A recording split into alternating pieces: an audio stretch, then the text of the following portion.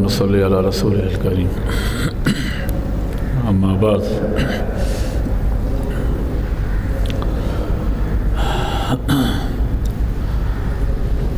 آج چونکہ پہلا دن ہے، اس سے قبل دورہ تفسیر قرآن کا افتتاح ہو چکا ہے۔ دورہ صرف نہ ہو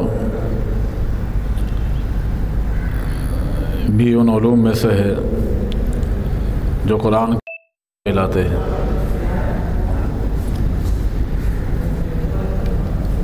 اسلامی علوم کا دار و مدار ہم سب جانتے ہیں کہ قرآن مجید ہے، احادیث رسول صلی اللہ علیہ وسلم ہے۔ ساری دین اسلام کا مرکز و محو قرآن مجید احادیث مبارکہ صلی اللہ علیہ وسلم ہے۔ چنانچہ ہر دور میں علماء کرام نے، فقہاء اعظام نے، محدثین کرام نے قرآن مجید کی خدمت کی ہے، اور اس سے پہلے آپ اس پر مفصل بات آپ کے سامنے آ چکی ہے۔ جب تک قرآن مجید کے بارے میں یہ علم نہ ہو کہ یہ اللہ رب العزت نے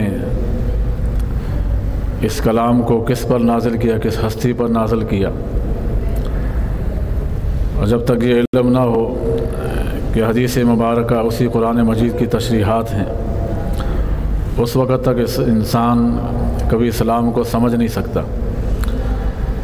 تو اس لیے یہ دونوں ام العلوم ہیں۔ اللہ رب العزت نے قرآن مجید، فرقان حمید اور احادیث رسول صلی اللہ علیہ وسلم کو اسلام کے اندر اصول کی اہمیت دی ہے، لیکن قرآن مجید اور احادیث مبارکہ کو براہ راست سمجھنا یہ ہر ایک کی بس کی بات نہیں ہے۔ جس طرح ایک بچہ قرآن مجید ناظرہ پڑھتا ہے تو جب تک وہ اس کے حروف تہجی کو یاد نہیں کرتا، اچھی طرح حروف تہجی کو ازبر نہیں کرتا، اس کے الفاظ کی ادائیگی کہاں سے ہوتی ہے، اس کو جب تک وہ ازبر نہیں کر لیتا، اس کو قاعدہ پڑھایا جاتا ہے، پوری تختیاں اس کو سکھائی جاتی ہیں، تو تب جا کے وہ ناظرہ قرآن پڑھنے کا اہل ہوتا ہے۔ اس سے پہلے وہ قرآن براہ راست نہیں پڑھ سکتا، تو اس سے پہلے بچے کو نورانی قاعدہ یا قاعدہ پڑھایا جاتا ہے۔ یہ طرح حدیث رسول صلی اللہ علیہ وسلم، ان کو پڑھانے سے پہلے ابتدائی جو آسان حدیث ہوتی ہیں پہلے وہ پڑھائی جاتی ہیں بچوں کو، تاکہ پھر جو بڑی احادیث کی جو کتب آتی ہیں ان کا سمجھنا، ان کا پڑھنا بچے کے لیے پھر آسان ہو جاتا ہے۔ تو چونکہ یہ تو خاص دونوں وہ عظیم علوم ہیں، تو جب تک اسی طرح قرآن مجید کے بارے میں اس کو صحیح معنی میں سمجھنے کے لیے یہ صرف و نہ ہو، جب تک یہ کسی کے علم میں نہیں ہوگا، صرف اور نحو کا علم جب تک انسان اس کو صحیح معنی میں ازبر نہیں کرے گا، وہ قرآن مجید کو سمجھ نہیں سکتا۔ تو یہ صرف و نحو، بلاغت، جتنی بھی بنیادی علوم ہیں، یہ قرآن مجید کے خادم کہلاتے ہیں، احادیث رسول صلی اللہ علیہ وسلم کے خادم کہلاتے ہیں، کہ اس کے ذریعے سے انسان تب جا کر کے صحیح معنی میں قرآن مجید کو سمجھ سکتا ہے۔ تو اس لیے وہ لوگ جو بغیر ان بنیادی علوم کو حاصل کیے براہ راست قرآن مجید کو سمجھنے کی کوشش کرتے ہیں، یا قرآن مجید کی تفسیر کو بیان کرنا شروع کر دیتے ہیں، حقیقت میں وہ قرآن مجید کو سمجھ نہیں پاتے، اس لیے کہ ان بنیادی علوم کے بغیر قرآن مجید کو سمجھنا صرف مشکل نہیں بلکہ ناممکن ہے۔ لیکن یہ تعجب خیز بات ہے کہ صرف عربی کی چند کتابیں پڑھ لیں یا اسلامیات کی کتابیں پڑھ لیں اور پھر وہ پروفیسر بن جائے، پھر قرآن مجید کی تفسیر لکھنا شروع کر دے، تو ایسا بندہ قرآن پر ظلم و ستم تو ڈھا سکتا ہے، لیکن صحیح معنی میں قرآن مجید کی خدمت کرنے کا مستحق نہیں ہے، صحیح معنی میں قرآن مجید کی خدمت کرنے کا وہ لائق نہیں ہے۔ تو قرآن مجید کی خدمت کا استحقاق ان لوگوں کو حاصل ہے جو یہ جو بنیادی علوم ہیں جب تک ان کو حاصل نہ کر لیں، جن میں صرف و نحو بالکل ابتدائی علوم ہے، اسی طرح بلاغت ہے، دیگر علوم ہیں، فقہ ہے، اصول فقہ ہے، حدیث ہے، اصول حدیث ہے، یہ سارے علوم ہیں۔ اور اس کے لیے مولانا اشرف علی تھانوی صاحب رحمۃ اللہ تعالیٰ علیہ ان سے منقول ہے کہ جب تک انسان 14 علوم پر اس کو عبور حاصل نہ ہو، اس وقت تک وہ قرآن کریم کی تفسیر نہیں کر سکتا۔ 14 علوم کے اندر مہارت ضروری ہے قرآن مجید کی تفسیر بیان کرنے کے لیے۔ یہ بڑی تعجب کی بات ہے کہ آج اس دور میں ہم سمجھتے ہیں کہ اس کی کوئی ضرورت نہیں ہے، لہذا چند عربی کی کتابیں پڑھ لیں، نحو صرف کی چند کتابیں پڑھ لیں یا وہ بھی نہ پڑھیں، صرف عربی کی چند کتابیں پڑھ لیں اور پھر قرآن مجید کی تفسیر لکھنے شروع ہو جاتے ہیں۔ تو ایسا بندہ قرآن مجید پر، حدیث رسول صلی اللہ علیہ وسلم پر ظلم و ستم تو ڈھا سکتا ہے، لیکن قرآن مجید کی خدمت نہیں کر سکتا۔ تو اس لیے جو شخص چاہتا ہے کہ میں واقعتاً قرآن مجید ہماری سمجھ میں آ جائے، اور ہونا بھی چاہیے، قرآن کے صرف الفاظ مطلوب نہیں ہیں، علماء نے لکھا ہے کہ قرآن نام ہے نظم اور معنی دونوں کا۔ قرآن نظم اور معنی دونوں کا نام ہے۔ نظم کا معنی الفاظ، تو الفاظ اور معنی دونوں ملا کر تب یہ قرآن بنتے ہیں۔ اگرچہ یہ بات اپنی جگہ درست ہے کہ صرف اس کے الفاظ پڑھنا بھی برکت سے خالی نہیں ہے، لیکن ہمیں کم از کم اتنا معلوم تو ہونا چاہیے، ایک مسلمان ہونے کی حیثیت سے اتنا تو جاننا چاہیے کہ ہماری کتاب ہم سے کیا کہتی ہے، اللہ رب العزت ہم سے اپنے کلام میں ہم سے کیا ارشاد فرما رہے ہیں، اللہ تبارک و تعالی ہمیں کن چیزوں کا حکم دے رہے ہیں، کن چیزوں سے منع کر رہے ہیں۔ بحیثیت مسلمان ہونے کے کم از کم یہ ہماری ذمہ داری بنتی ہے کہ صرف قرآن مجید کے الفاظ تک محدود نہ رہیں، بلکہ اس کے معانی کو سمجھنے کی بھی کوشش کریں۔ ہم نماز پڑھتے ہیں، سورہ فاتحہ پڑھتے ہیں، ہر رکعت میں سورہ فاتحہ پڑھی جاتی ہے۔ ہم اللہ سے کیا دعا کر رہے ہیں، اللہ تعالیٰ اس میں ہمیں کیا ہدایات دینا چاہتے ہیں؟ تو کم از کم انسان کا اس مفہوم کی طرف، سورہ فاتحہ کے مفہوم کی طرف تو انسان کا ذہن ہو کہ میں کیا پڑھ رہا ہوں، اور میں اللہ تبارک و تعالیٰ سے ہم کلام ہو رہا ہوں، اللہ مجھ سے ہم کلامی کر رہے ہیں، یا میں اللہ سے ہم کلام ہو رہا ہوں۔ صحابہ کرام کو جب نماز ملی تھی تو ان کی خوشی کی انتہا نہیں تھی۔ حدیث میں آتا ہے سب سے قریبی وہ حالت، جس حالت میں انسان اپنے رب کے قریب ہوتا ہے، وہ حالت جس میں انسان اپنے رب کے قریب ہوتا ہے، وہ سجدے کی حالت ہوتی ہے۔ جب انسان نماز پڑھتے ہوئے جب سجدے میں جاتا ہے، بعض علماء سے سنا ہے، غالب مولانا قاسم نانوتوی رحمۃ اللہ تعالیٰ علیہ، وہ تو بڑی عجیب بات ہے، مولانا رشید احمد گنگوہی رحمۃ اللہ تعالیٰ علیہ وہ فرمایا کرتے تھے، جب میں سجدے میں جاتا ہوں مجھے ایسا لگتا ہے کہ میرے رب نے میرا بوسہ لے لیا۔ یہ وہ شخص بات کر سکتا ہے جس کی توجہ پوری نماز کی طرف ہو، اس کا دھیان پوری نماز کی طرف ہو۔ اور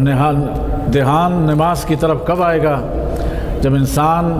جو پڑھ رہا ہے اس کے مفہوم کو سمجھ کر،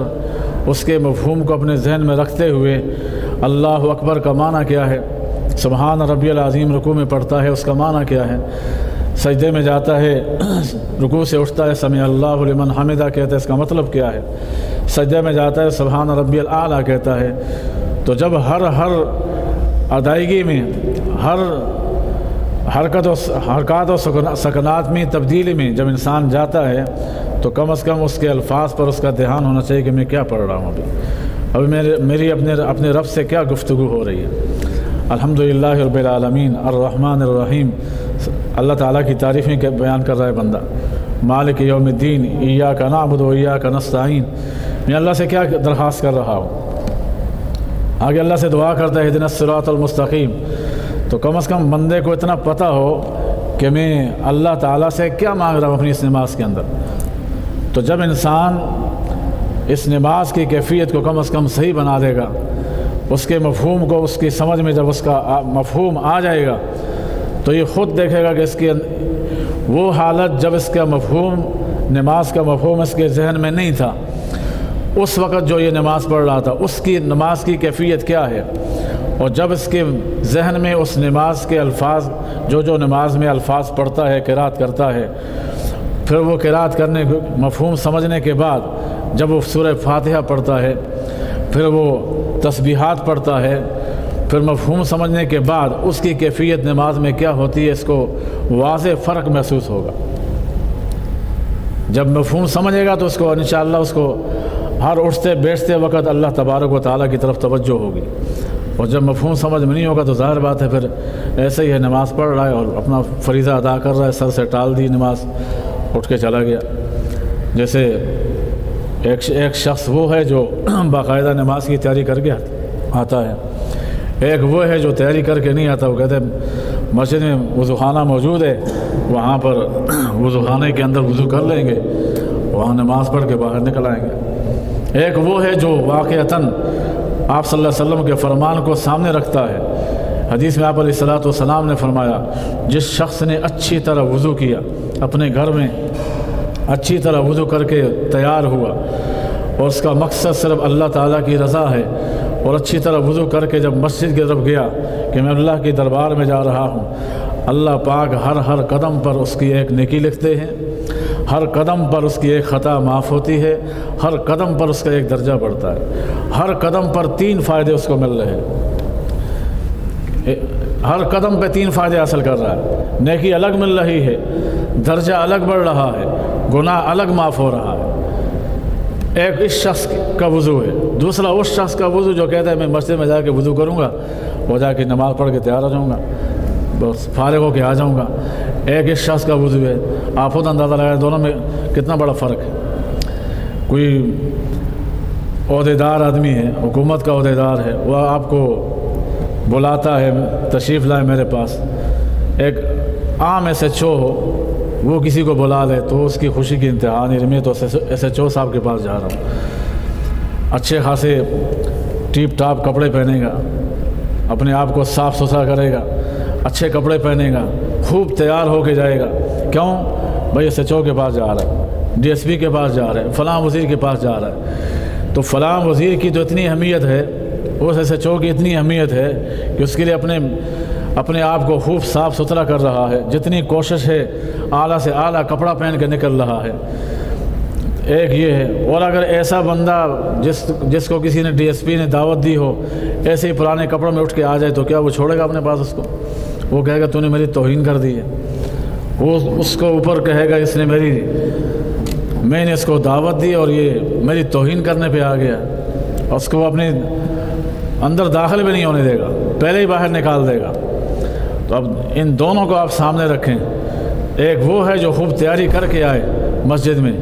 اللہ تبارک و تعالیٰ کا اس کے ساتھ کیا برتاؤ ہوگا، اور ایک وہ ہے جو بغیر تیاری کے آئے وہ مسجد میں آ کر وہ یہ سمجھے کہ میں وضو کر لوں گا اور نماز یہاں پڑھ لوں گا، تو ان دونوں کی نمازوں میں آپ خود اندازہ لگائیں کتنا بڑا فرق ہوگا۔ اللہ تبارک و تعالیٰ کا رویہ اس شخص کے ساتھ جو خوب تیاری کے ساتھ آیا، اللہ کی رضا کے لیے آیا، ایک وہ شخص ہے اور ایک وہ جو بغیر تیاری کے آیا، دونوں میں کتنا بڑا فرق ہوگا۔ اللہ تبارک و تعالیٰ دونوں کے ساتھ کتنا بڑا امتیاز کریں گے، جس طرح ایک عام آدمی امتیاز کر سکتا ہے تو کیا اللہ تبارک و تعالیٰ یہ امتیاز نہیں کریں گے؟ تو نیت المؤمن خیر من عملہ، مومن کی نیت اس کے عمل سے افضل ہوتی ہے۔ تو اس سے معلوم یہ ہوا کہ جب تک انسان قرآن مجید کو اگر سمجھنا چاہتا ہے تو قرآن مجید کو سمجھنے کے لیے ان علوم کا حاصل کرنا انتہائی ضروری ہے۔ ان علوم کے بغیر قرآن مجید کی سمجھ صحیح معنی میں حاصل نہیں ہو سکتی۔ تو اسی لیے ہمارے ہاں مدارس میں ان علوم پر شروع سے پہلے درجے میں اسی پہ زور دیا جاتا ہے۔ جو پہلا درجہ شروع ہوتا ہے جس کو درجہ اولا کہتے ہیں، اسی سے اس میں علم صرف و نحو کے اندر وہ کتابیں سب سے پہلے پڑھائی جاتی ہیں، تاکہ بچہ جب آگے پڑھے، آگے بڑھتا جائے، اور جب قرآن مجید کا ترجمہ اس کی تفسیر پڑھنے پہ آئے